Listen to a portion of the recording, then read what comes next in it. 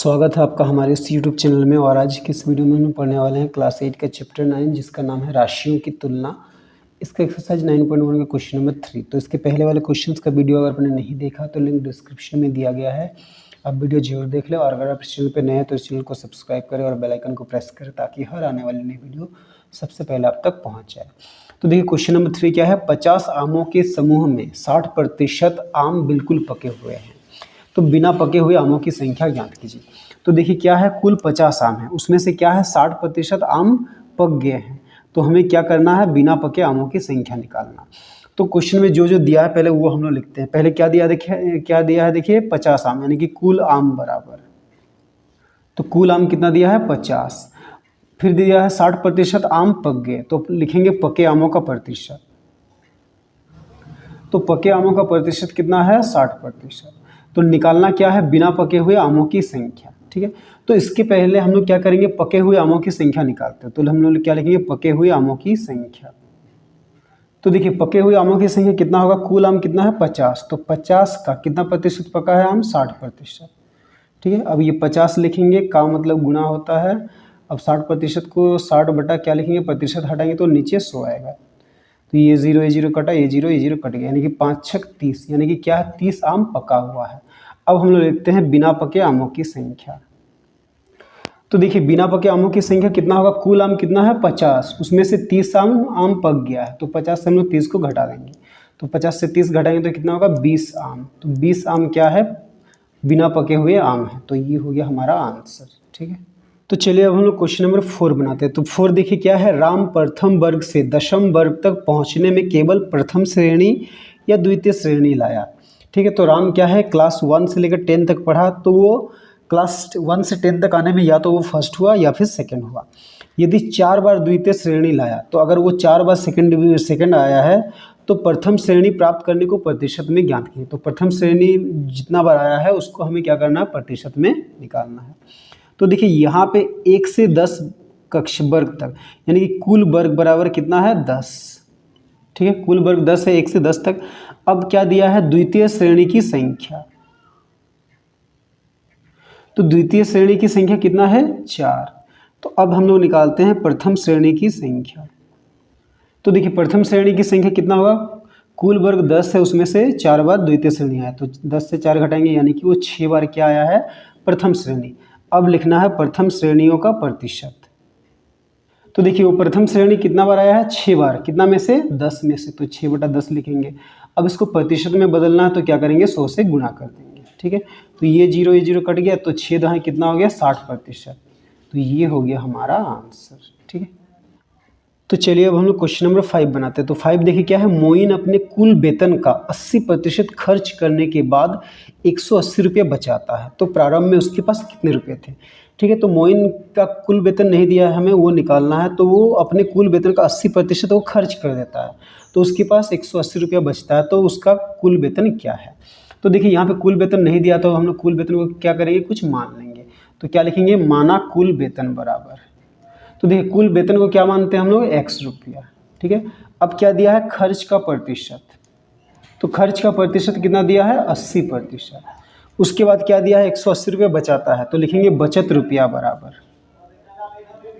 तो बचत रुपया कितना दिया है 180 रुपया। ठीक है, अब हम लोग लिखेंगे कि, तो देखिए अब खर्च का प्रतिशत दिया है तो हम लोग लिखेंगे खर्च रुपया बराबर। तो खर्च रुपया कितना होगा, x का 80%। ठीक है, तो x लिखेंगे, का मतलब गुणा 80% को हम लोग क्या लिखेंगे 80 बटा 100। ये जीरो कटा, 2 चौके 8, 2 पछे 10, यानी कि 4 गुणा x 4x बटा 5। तो वो क्या करता है 4x बटा 5 क्या करता है, रुपया खर्च कर देता है। तो देखिए अब हम लोग प्रश्न से क्या लिखते हैं। तो देखिए उसके पास उसका कुल वेतन कितना है x, उसमें से वो खर्च कितना करता है 4x बटा 5। ठीक है, तो कुल x रुपया उसका वेतन है और उसमें से वो 4x बटा 5 खर्च कर देता है। तो कुल वेतन से अगर हम लोग खर्च को निकालेंगे तो क्या निकलेगा, उसका बचत। और बचत कितना दिया है 180, तो बराबर हम लोग क्या लिखेंगे 180। ठीक है, अब ये x के नीचे कुछ है तो 1 देंगे, 1 और 5 का लॉस लेंगे तो 5। अब ये 5 को 1 से भाग करेंगे तो 5, उसको 1 से गुणा करेंगे तो 5x, फिर माइनस ये 5 को 5 से गुणा करेंगे तो 1 को 4x से गुणा करेंगे तो 4x बराबर 180। अब देखिए यहाँ पे क्या होगा, प्लस माइनस माइनस, 5x से 4x को घटाएंगे तो 1x, 1x को x लिखेंगे बराबर 180। देखिए 5 ये दोनों के साथ बट्टा में यानी कि भागा में, उधर है तो गुणा में, तो 180 गुणा 5 यानी कि 18 5 90 और ये तो 0 यानी कि उसका कुल वेतन कितना है 900 रुपया। तो ये हो गया हमारा आंसर। ठीक, तो चलिए अब हम लोग इस चैप्टर का आखिरी क्वेश्चन बनाते हैं। तो देखिए 6 नंबर क्वेश्चन थोड़ा बड़ा है इसलिए हम लोग इसको लिखे नहीं, बस इसको पढ़ लेते हैं, आप क्वेश्चन लिख लीजिएगा। देखिए क्या है, चाय कॉफ़ी केवल दूध तथा अन्य पेय पदार्थ पीने वालों का प्रतिशत वृत्त चार्ट में अंकित किया है। देखिए ये कि वृत्त चार्ट है, इसमें दिया है चाय पीने वाले कितना प्रतिशत है 40%, कॉफ़ी पीने वाले लोग 20%, दूध पीने वाले 30% और अन्य पेय पदार्थ पीने वालों का प्रतिशत नहीं दिया है। ठीक है, यदि पेय पदार्थ पीने वाले कुल व्यक्तियों की संख्या, अगर ये जो चारों तरह के पीने वाले जो पदार्थ को पीने वाले लोग हैं उनकी कुल संख्या अगर 220 है तो बोला कि एक नंबर में अन्य पेय पदार्थ पीने वालों का प्रतिशत। तो देखिए अन्य पेय पदार्थ का प्रतिशत नहीं दिया है, ये निकालना है। फिर 2 नंबर में क्या बोला, चाय कॉफ़ी तथा दूध पीने वाले व्यक्तियों की संख्या ज्ञात कीजिए। चाय कॉफ़ी और दूध पीने वाले सभी व्यक्तियों की संख्या हमें ज्ञात करना है। ठीक है, तो चलिए हम लोग 2 क्वेश्चन है, पहला क्वेश्चन बनाते हैं।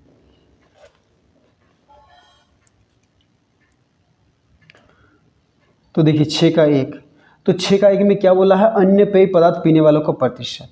तो इसका हम लोग लिखते हैं डायरेक्ट, अन्य पेय पदार्थ पीने वालों का प्रतिशत।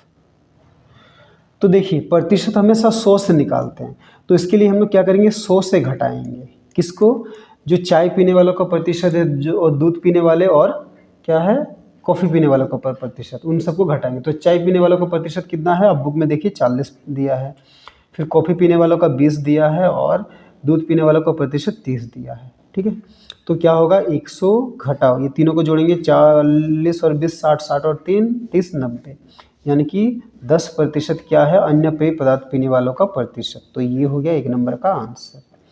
अब 2 नंबर में क्या बोला है, चाय कॉफ़ी तथा दूध पीने वाले व्यक्तियों की संख्या। तो सबसे पहले हम लोग लिखते हैं चाय पीने वाले व्यक्तियों की संख्या।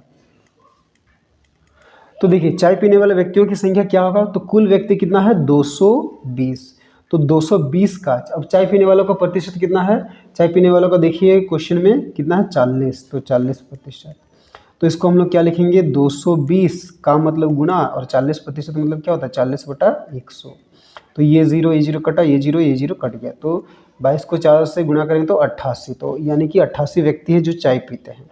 अब उसके बाद बोला है कॉफ़ी पीने वालों का प्रतिशत, अच्छा नहीं कॉफ़ी पीने वालों की संख्या।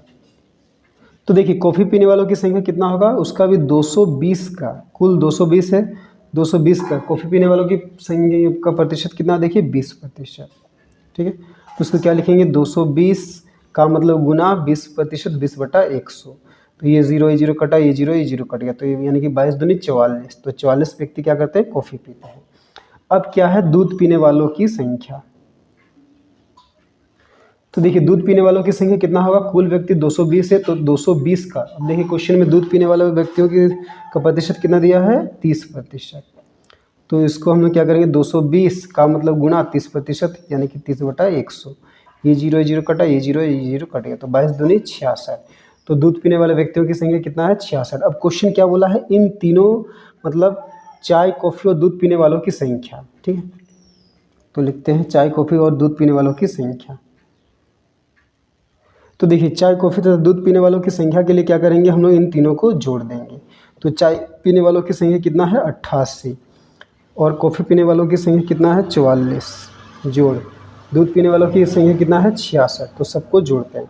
तो देखिए 6 4 10, 10 और 8 18 का 8 हाथ में रहा 1, 6 4 10, 10 और 8 18 और 1 19 यानी कि 198। तो ये हो गया हमारा आंसर। ठीक है।